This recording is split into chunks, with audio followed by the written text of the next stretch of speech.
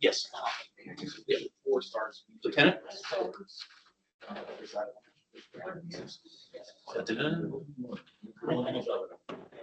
I'd like to call the November 11th meeting to order for the Greater Peoria Mass Transit District. Before we actually get started, I would like to acknowledge and thank all of our veterans that are here with us this evening. So if you would just give us a raise of your hands, and we would like to all give you a round of applause for the service that you have provided for us through the year.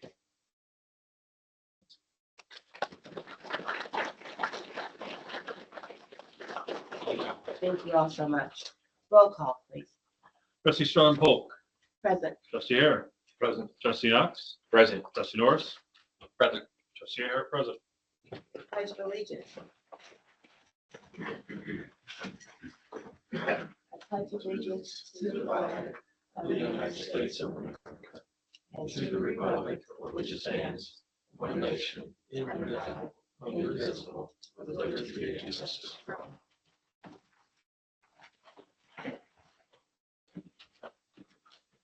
Then we have the receipt and reading of the minutes from our October meeting.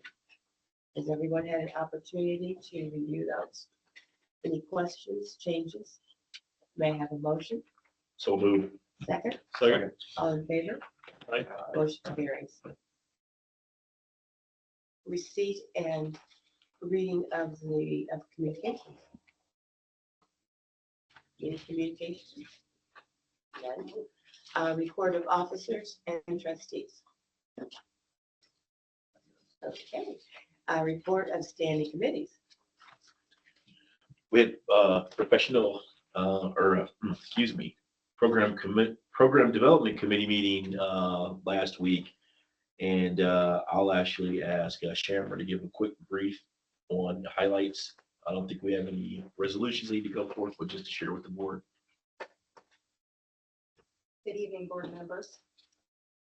So at the meeting, we discussed the Veterans Day Parade, which was today.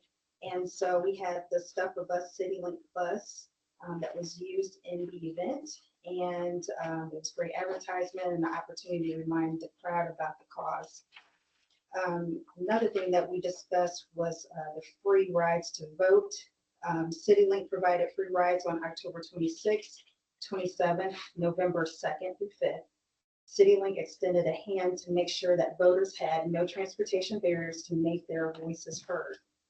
CityLink kept a neutral stance, created ads, and provided a recording on the 309-676-4040 number to remind people that free rides were available to the polls. We worked with the Joint Commission on Racial Justice and Equity, Transportation and Mobility Committee, and Women's League of Voters to execute this important initiative. Next, we discussed the free rides on November 18th and 19th. If customers have a canned good for Stuff a Bus, a tote will be placed on the buses for this activity, and they're able to place a canned good on the bus at the time that they enter the bus for a free ride. And then the next thing that we discussed was the Peoria Historical Society. They have requested CityLink service for their historical house tours on December 7th and 8th. We cannot accommodate on the 7th due to the holiday gathering. We are open to December 8th, and we're just waiting on the Peoria Historical Society to get back with us. That completes my report. Thank you very much. I just wanted Sharon to give that brief too, because so everyone's still aware of all the other community related things that we're still trying to do, and engage with our community partners, and show what a powerful force we can be within the Peoria area. Thank you. Excellent job. Thank you very much, both of you. Report of our general manager, Dr. Myers. Well, been very busy. Preparing a settlement agreement with the company that we bought the bus simulators from. Still controversy over, they're saying we owe them $167,000, and council and I have discussed all of this and we have made our proposal to them for what we would settle for, and I haven't heard back from their general counsel. Because I don't believe we should be stuck with a whole $167,000 because they were part of it because the email came through their system into us. So we're in an agreement. I'm trying to split it up to where we don't wind up with a lawsuit or something. Also, I'm preparing a new one-year contract, which I finished and has been reviewed by board and council with the city of Peking. Our contract with them ran out. It's a one-year deal. So I'm got the new one ready to go to the mayor over there for her signature to continue our other one-year agreement with the city of Peking. Been doing an evaluation on all the left-hand turns that we make on all the different routes. Because left-hand turns, number one, they're a safety issue in any system. And number two, they take time to do because you got to wait on traffic. So I'm trying to cut minutes out of our running time, which is a cost saving factor when you add up as many routes as we've got, to cut as many minutes out of there that we don't need. So I'll be through that sometime in the spring. Kofi and I will have the service report ready so I can present it to all the different talks I'm gonna have to do to, citizens and say, here's the new routes, your comments, please. And I finished the MOU, which you approved last time with the Taiwanese. I got a letter back from their chairman there in Taiwan that MOU is no longer valid. We're not gonna be stuck with $800,000 for buses that we don't want right now. Also completed a reorg plan for the finance department, and Carlina has handled that well.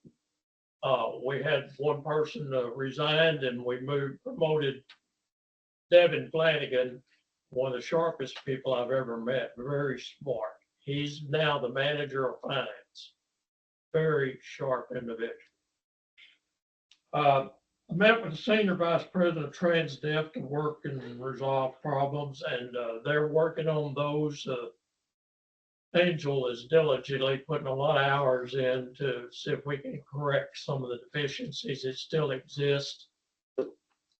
And my last comment, I just spent many late nights at the transit center because I've got people seeing me down there after 5:30 in the white company car, and they come up with comments, questions. Saw a few complaints, but mostly compliments that they hadn't ridden the bus in a long time, and it's so much safer now to ride because we have enough police now that everything down there has calmed down. And they did make an arrest there today of a sex offender registered that we've been trying to run off for quite some time, and he's back again, so he's in jail tonight. Thank you, And John. that's all I got. Thank you very much. I have a question on that, John, on the Pekin contract. Is it always a one-year contract, or is it could it be multiple years? For the peaking thing, Mhm. they only want to do, they get a grant of 210,000 that covers year per year per year. And we can't charge them any more than 210,000 for the service we do. When I put the numbers in and looked at what it's costing us, we're saving about $28,000 that we haven't gone past their 210. So they're happy. Thanks. Project updates. Okay.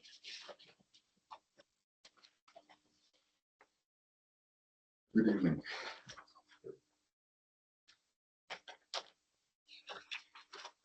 So we've not had a lot of changes since the last time. There are two main updates I'm going to put up. One has to do with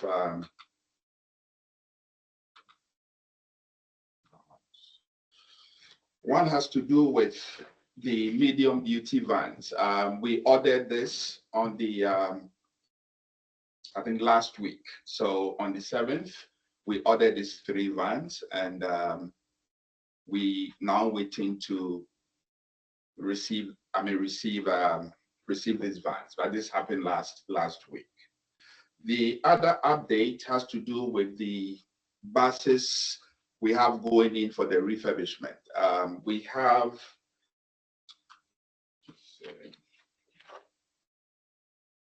have 3 buses at this point that we've received. They are all refurbished.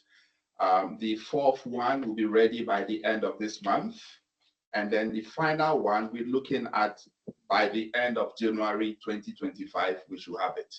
This refurbished buses, like we've discussed earlier, would help with spacing out the fleet, because as it stands, we have vehicles that are meeting their timelines, about 10 or 12 vehicles meeting their timelines at the same time. So this refurbished buses would help to space it out and take us out of that challenge. Yeah. So those are the 2 main updates when it comes to this. Everything else remains the same for now. The ops update will be presented by Kenny.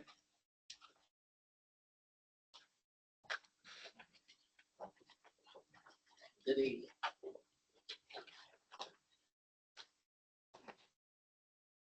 Let's look at some ridership numbers here.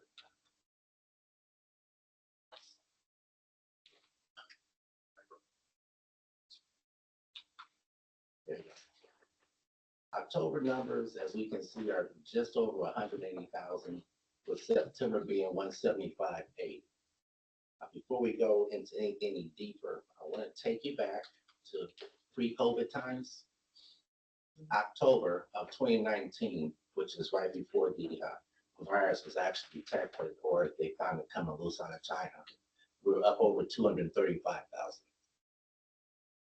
Of course, the virus came out in December. January of 2020 is when it actually hit the States here.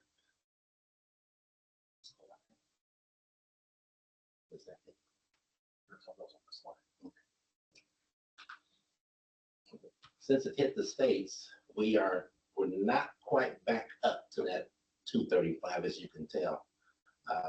Ridership is going up by 2.77% though, so as long as the numbers keep climbing, we're going to be all right. But some of the variants in there, our numbers might not be exactly what they should be, because we've got like 10 buses that don't carry the ABLs, the system at all.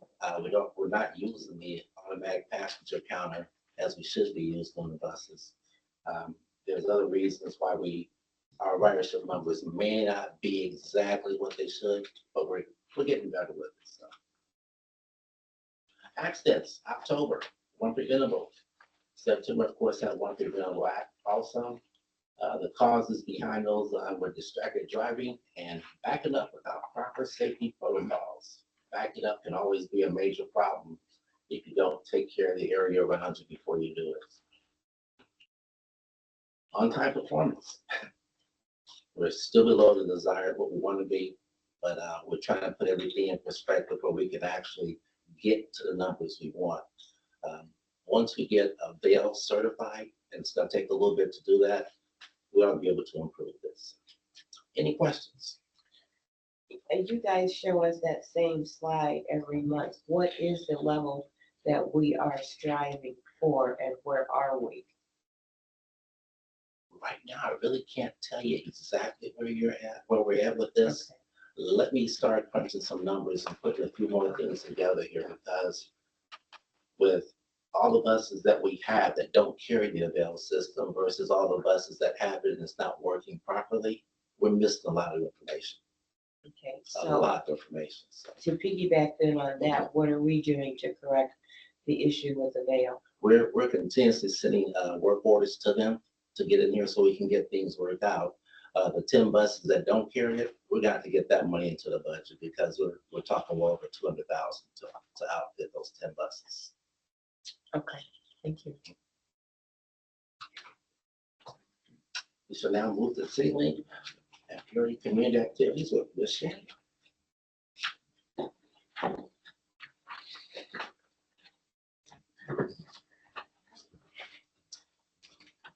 some of this stuff I've already covered, and we will start from the top here with the Step of Us and the update. So we had our kickoff on October 18th. It went well. We had CityLink staff present, our board member, Dan Morse, Cumulus Radio, WMBD, Peoria Friendship House, Christian Service, Coach Bree Cottage cheerleaders, and then also one added group with the Peoria Friendship House was the STEMS program students. So that would be science, technology, engineering, mathematics, but they added an S to it for service. So I thought that that was a great opportunity for the students to learn about service and giving back to the community.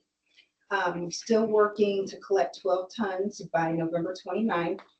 We were at Sterling Kroger on Friday and also East Peoria at that store on Saturday. We're offering free rides on fixed route, as I said earlier, for canned good on the 18th and 19th of this month. The day of stuffing will be at Kroger in Evergreen Square Shopping Center on November 22nd, starting at 10 o'clock.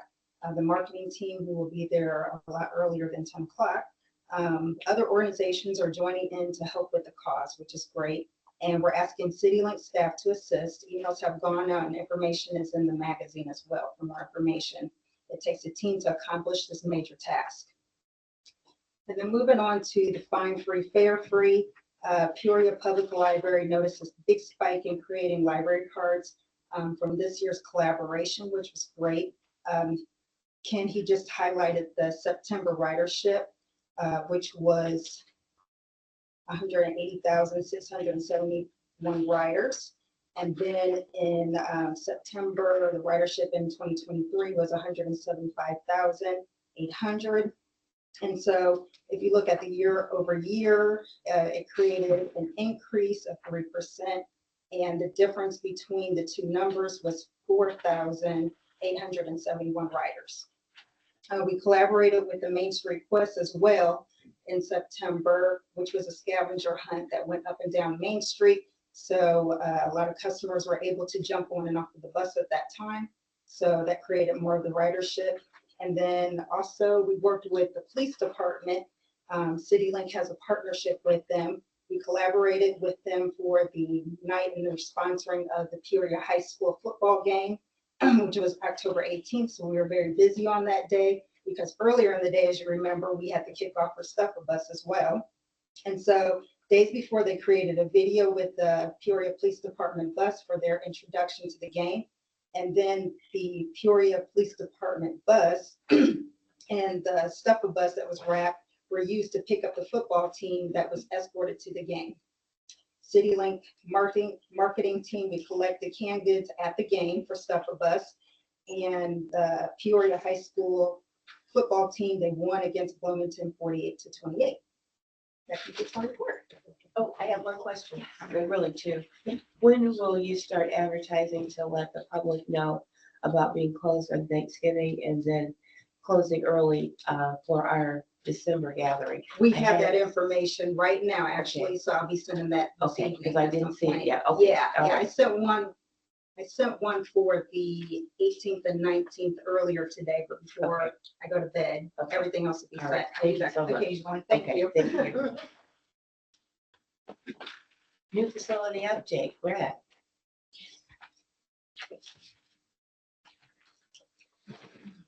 Hello, everyone. So we've got DH Pace. They are finalizing all the overhead door installations and the loops on phase C and D.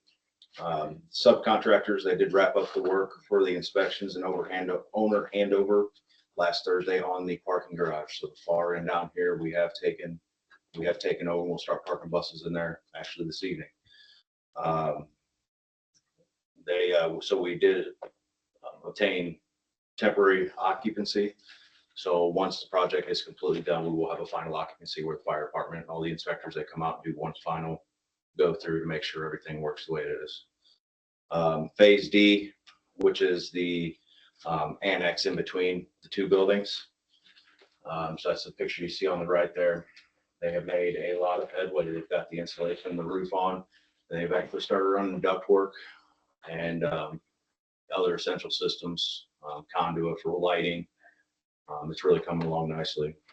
They started getting the HVAC up and running, which will be tied into the current side. Budget update, no adjustments. Overall phase is 95.4% complete. All phases gross bill to date. Pay application 42 will be submitted at the end of the month. Phase C, you'll see there is 95%. Phase D is 38%. So there's a few little items out there that need to be touched on. Overall, phase A, of course, is 100%. Phase B, final completion for 3024 is 99.7. There's a few little hanging items out there still that they're trying to get wrapped up. Phase C, completion 11/7/24. It's about 95% with the punch list items. Annex, final completion date of February 10th, and is about 38%. Any questions? I got a question. What's up? Have we heard anything from the state? How close are you guys to So we had a meeting with offices, them. furniture? Yeah, we had a meeting with them. They came in and spoke to the finance team, and we took their questions and we put that towards resource one. So we've had several meetings with them in the past week and a half. There was a few things that the state required. They wanted billing to go through resource one as the person that we pay, and then they branch off and pay all the other subcontractors underneath them. That's not the way that it was originally they were proposing. They wanted us to individually contract with each manufacturer and pay them individually ourselves, which would have been a nightmare on the finance side because they didn't have to get concurrence for each individual vendor. So that was the big sticking point. Luckily, our finance team, I believe they have finally gotten to where we can get past that, and then we'll get it ordered as soon as we can. So we have seen a little bit of positive movement. Stay on my. Never thought it'd be this difficult. Thank you. Thanks, Charlie. Report of the staff, general manager, April. Thank you, trustees. In addition to what you've already read in your packets, just a few other little updates. Some of them are from this month, so I'll be able to give you more direct information, more specific information next month. But I'm just very excited about some of it, so I wanted to tell you now. We had a hiring event last Thursday. We had set up on Indeed for people to register to come to our hiring event. We had 87 people register. We had 20 that actually arrived for the event. We interviewed all of them, and 16 of them were sent for the next stage of the qualification process. 12 of them so far have returned and are scheduled for their DOT exam next week. So we're really super excited about that. We've had some really good classes that have come out. 1 here, 2 there, 3 there, but we'll take it. We'll take every single person that we can get, and they are turning out to be just really fantastic individuals. As I say all the time, no offense against my mixed truck drivers, I still love all of you, but there's nothing like a paratransit driver. The heart and soul that they have for what they deal with every single day is just amazing. Nothing short of amazing. We've received several compliments this month already for some of the outstanding work they've done, the care and concern, and I'm just really proud of them, and I hope you are too. Outside of that, our on-time performance is steadily increasing because we are able to get more individuals through the door. We have lost a few due to some unfortunate circumstances. A couple of them we hope to come back once they complete a few items that they need to complete them for themselves. But the first 10 days of the month, we're at over 85% on-time performance, which is a significant increase for us lately. Had a really great meeting with Tri-County and some of our area agency partners last week, and I'll tell you more about that next month because there'll be some further updates on it. But much of it just kind of understanding who we all are. You know, what do we all do? So how can we coordinate things better? And where do we go? Some of the other agencies think we go to Morton. No, we don't go to Morton. or they think, or, you know, maybe we think that they go to Morton. No, We Care's office is in Morton, but they can't service Morton. They're the true rural area. So just some kind of clarification with some of the agencies. Agreement from Tri-County was there. One of the biggest, I won't call it a complaint, but a concern is, and I know that maybe some of the CityLink people have used this service before, but there was a GIS map, a CityLink map. If you go to Tri-County's website and click on the maps, there's a CityLink map. And it kind of zeroes in on what all the routes are. I don't know when the last time that was updated. They used to have it where you could type in the address, type the address in, it'll tell you exactly who transports that location, whether it's CityLink, CountyLink. You could say We Care. I don't think it ever said We Care, but it could. And so that's something that we would, you know, We Care and I, it was a really good week. And hopefully by the end of this month, and so for next month, I'll have some more information because Marima's committed to working with her new GIS people to make that happen. So we're really got our fingers crossed that that's going to turn out well. Some good news, bad news.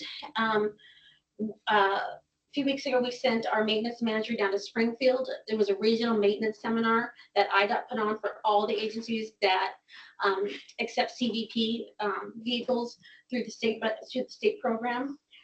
All the vehicles for all of us, not just Peoria County, but Sangamon County and Tazewell County, everyone in Illinois who is part of this program. The vehicles are sitting there on the lot, and they're beautiful. They look great. But we can't have them for 12 to 15 months. So the reason being, apparently the state has not selected a contractor to inspect all the vehicles. So all the vehicles are sitting there and they're ready to go, except they have not been officially inspected. For us, that's rather devastating. Actually, all of our agencies, because they're all in the same boat. Some of our rural agencies throughout the state are in dire need of these vehicles. Almost all of our county vehicles are very old. Your foot can go right through the floor. We've replaced numerous floors over the years. So it's a work in progress. So we will keep repairing. We may ask for some considerations from time to time. I know CityLink has been great with a couple engines that we needed some assistance with. Some of the older vehicles where the engines are just, actually several of the county vehicles are well beyond useful life, like well beyond useful life. But again, our drivers, they're excellent and they're making it work and they're taking care of our folks and our mechanics. We're short a mechanic right now, but the two that we have in there, plus the maintenance manager, giving them direction, they're doing an incredible job. Couldn't be more proud of them and their work ethic. And outside of that, I want to thank Chris because he's been working with our team on tablet upgrades. Our tablets are very old. Well, in technical terms, they're very old, I guess, tech-wise. And that's like, if we don't have a tablet to run our service, we can't run our service because all of the information comes directly off that tablet. Our service is optimized every hour. So even if we were to print the manifest the night before and have a paper manifest, everything could change every hour. But I might be looking at my schedule, I'm picking up Patty right now, but Patty just canceled. Now her ticket goes away and now Bill slides in there. So the tablets are an absolute necessity in order to run our service. And plus that's how we're able to keep track of our on-time performance, our ridership and everything else. Our pre and post trips are all done on the tablet. So they are extraordinarily important. So I just really, again, wanted to thank Chris for working with my team to get that all figured out. So we're waiting on that to complete. And that is what I have for now, unless you have any other questions that I would like to know. Questions? Angel, Yes, sir. are you saying the GIS maps are out of date? It appears to be. Rima's going to be talking to her people to verify it. She didn't know, and I don't know if they were updated since the COA. I'm not positive because for a couple of years that entire map was down. When you would go to it, it wouldn't even zero in. And then there used to be a bar on the upper left-hand corner where, like I said, where you could type the address in, which was beyond helpful for, like if someone calls Carla over at eligibility and want to know if they're in the city of service, or just type in an address, boom, you can click on a layer for 3/4 of a mile. So not only we see the City Link service area, once you click the 3/4 mile box, then it'll expand so you can see exactly what's covering and what's not. And that was invaluable, and it just stopped working one day. And We Care noticed it too, and they said the same, they did the same thing, so. But there's some new GIS people at Tri-County, so REMA committed to working with them and setting up a meeting with We Care and us to go over it. Did she provide a estimated time? No, because that was the first time she had, I think, heard of that problem. Okay. If you don't hear back or there's some other hiccup, let me know, because that I was at our last commissioner Tri-County meeting that didn't get mentioned then. But I think it was a surprise because it hasn't worked for so long. So I honestly, I gave up on it. Just prior to this meeting, to that meeting that I had, we were at Central Illinois Agency on Aging. They have some new staff there too who had no idea, because that was one of the things that they didn't know what was in their service area either, because they provide vouchers for like medical and shopping and entertainment and things like that. And they weren't sure if some things were part of what service it should we send them We Care tickets, should we send them City Link tickets? So I plugged it in just to see, because is it even still there? Because the past couple of years I've looked, it hasn't been there, and now it's there. I just can't tell. I mean, I was probably going to call you, Kita, and say, can you look at this? And just to make sure that the code went into effect after I left here, and I don't know all of the new routes. I won't even try to pretend I do. So just to make sure that whether it's accurate or not, plus I'm sure that the planning department has already, have a relationship with the GIS people that sit at Tri-County. So I'm really confident that we can get something going, and it's going to be really beneficial to a lot of people. all right, well, if there's a stall or something, just escalate that to John. Absolutely. I'll raise it at the commissioner meeting, because this is like, we can't sit on that. Yes, it would be wonderful.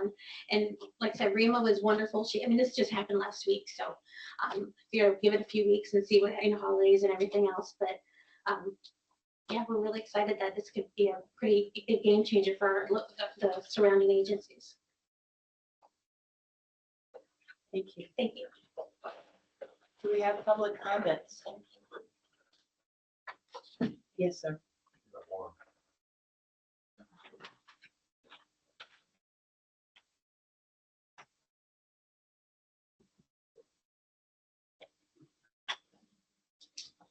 I'm an operator here. I'm operator 435, David Simonson.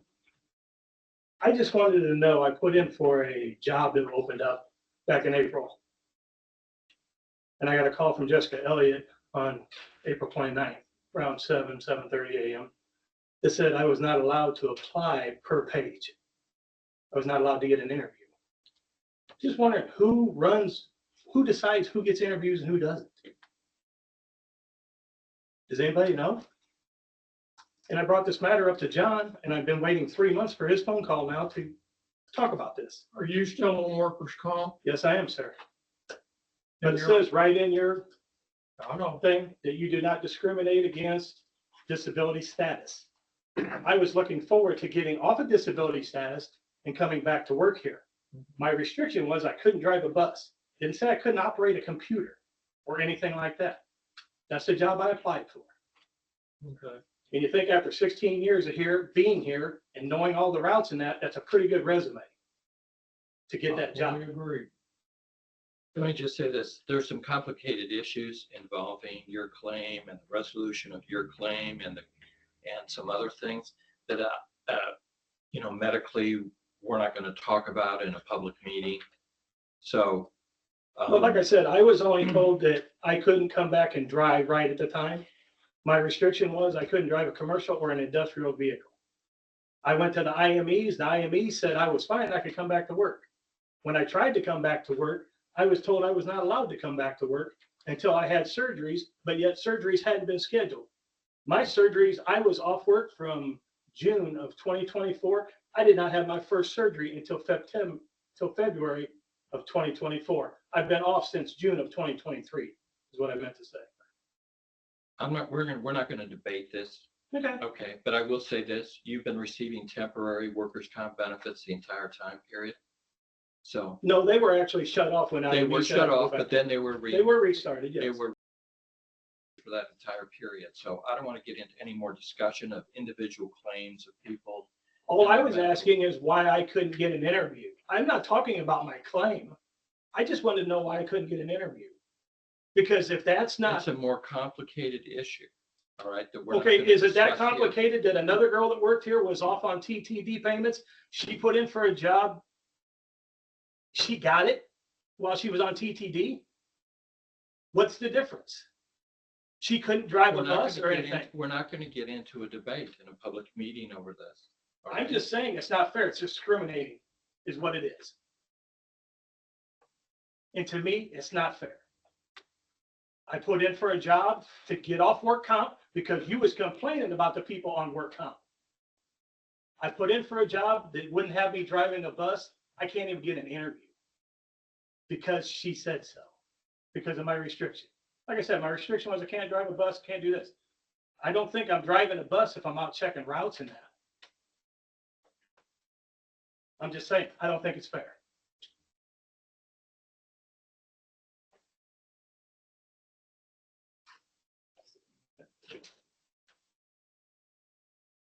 Do we have any old business that we need to bring up? Hearing none, new business? Hearing none, may we have the presentation for our Denver vision?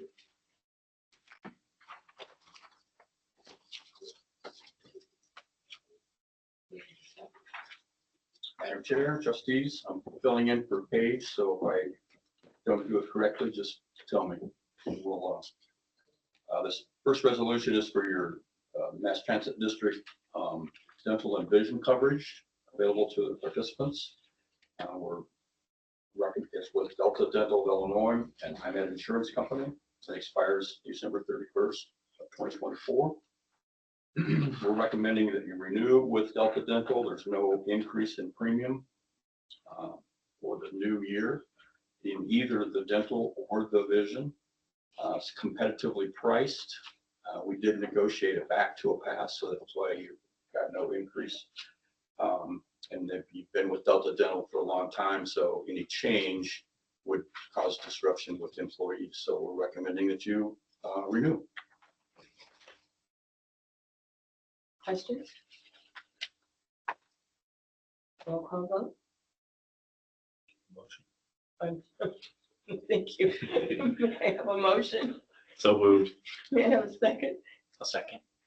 Now may we have a roll call vote? Trustee Stone Polk, Yes. trustee Hare, Approved. trustee Knox, Approve. trustee Morris, Approved. trustee Ahern approved.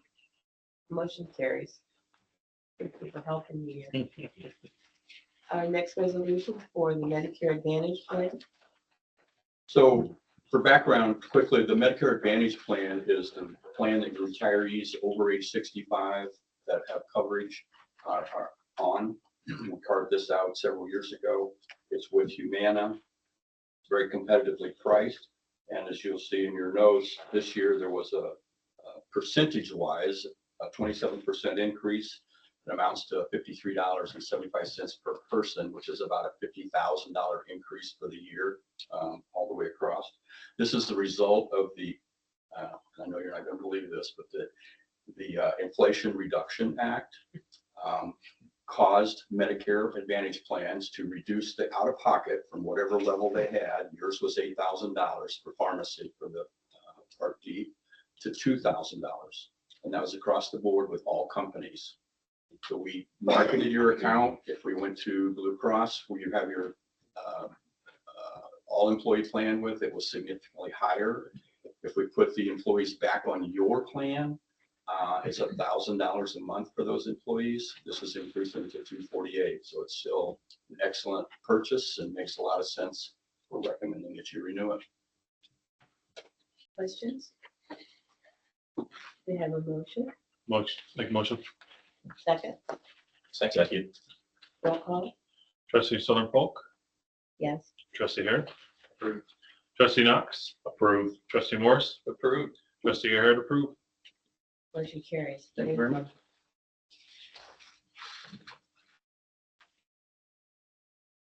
Chris, I believe you're next. Who? The purpose of this resolution is to extend our enterprise resource planning software support agreement to align with our ITS agreement expiring in June 2026. We talked a little bit about it today. We've got the avail side of things on our buses. That was purchased with federal funds years ago, so we're already kind of locked in until June 2026. So the whole purpose of this is to get our other software side of things aligned. That's, from finance to HR, work orders, customer service module, all that stuff to align with the ITS expiration. And then during this next 18 months, we're going to utilize that time to determine whether avail is still a good fit, whether, our sister agencies are converting to other things, and kind of see what may work for us. The annual fee is roughly $50,462. This will get us an 18-month extension to June 2026 for a total of $76,450. Questions? May I have a motion? I'll make a motion. Second, I'll second. all in favor? I'm sorry, roll call. Trustee Sterling Pope, Yes. trustee Hare, Approved. trustee Knox, Approved. trustee Morris, Approved. trustee Ahern, approved. Thank you. Motion carries. Thank you. Mr. Myers, again, Mass Transit. Well, this intergovernmental agreement is what I mentioned earlier. I drafted a new contract to replace the one that expired with the city of Peking, and I'll need the board's permission to present that contract to the mayor and the city manager in Peking. Questions? Motion. Make a motion. Second, Second. roll call. Trustee Sterling Pope, Yes. trustee Hare, Approved. trustee Knox, Approved. trustee Morris, approved. Trustee Ahern, approved. Motion carries. Thank you. Arlene.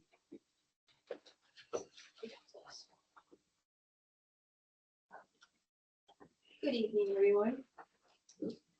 In October 24, our total monthly operating expenses included about 2.5 million. And this represents 6.2% of our fiscal year annual budget. And the total monthly operating expenses are 22% less than the monthly projections. If I look month over month, variance from previous month to actual of our operating expenses, we have a decrease in 4% of our operating expenses. So if I take an estimate and a projection from what I see from now, my estimate is we're going to come in a little under budget or close to our budget. So I'm confident at this point in time. So we'll see. Out of that 2.5 million, our wages and salaries are 910K. Our benefits are 591K, services 160K, materials and supplies 658K, casualty and liability 162K, and miscellaneous 25,000. And our total capital expenditures this month is 870K. So I'm seeking approval from the board of the requested disbursements. Any questions? Motion to approve. Motion. Second, Second. roll call. Trustee Sterling Pope, Yes. trustee Hare, Approved. trustee Knox, Approved. trustee Morris, Approved. trustee Ahern, approved. We are now at the end of our regular meeting. We will be adjourning to go into executive session. I'll take the picture now. Oh, yeah. And I do want to